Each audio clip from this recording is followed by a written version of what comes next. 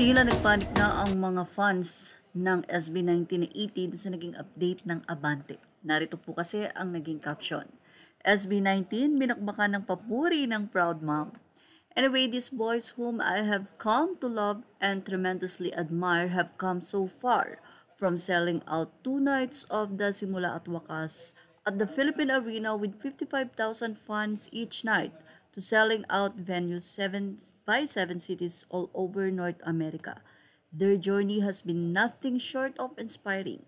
I'm incredibly proud of them. May they continue to soar, fulfill their dreams, and remain a source of light and joy to their ever-supportive 18. Very proud kasi ang nasabi nga pong promoter ng Wakas or Simula at Wakas na si Ana Puno para sa kanyang mga anak ang SB19. Medyo exaggerated nga lang daw ang binakbakan na title ng Abante. But say ng mga fans, super proud mommy 18 years sa mga 5 anak kong mahalima boys. Super talented, down-to-earth boys, and ang 5 yan.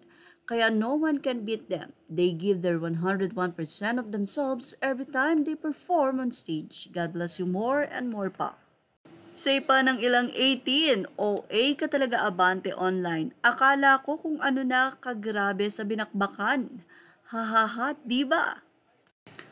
So proud nanay here. Go up. Era pa, silent fan lang ako.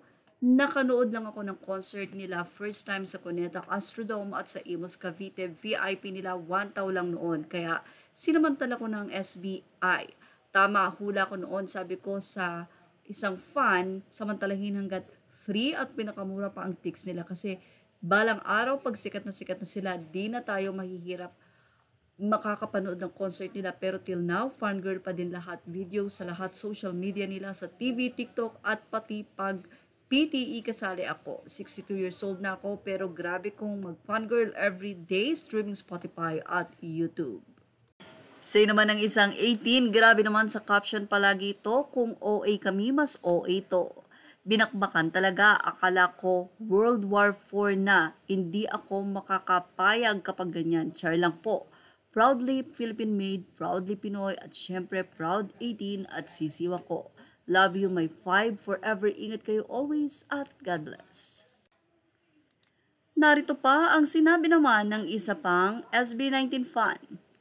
Nag-iisa lang ang SB19. Wala nang susunod dito. Parang Manny Pacquiao once in a lifetime lang at para ding Diamond. Bihira mo mahanap. Maaring maraming P-pop group na uusbong pero hindi nila mahihigitan kung anong narating nila lokal at international. Anyway, ang SB19 kasi ay parang isang luto. Kompleto, Ricardo. Yan ang ating showbiz top update. Thank you for watching. Please like, share, and subscribe. Images are all ready to the rightful owners.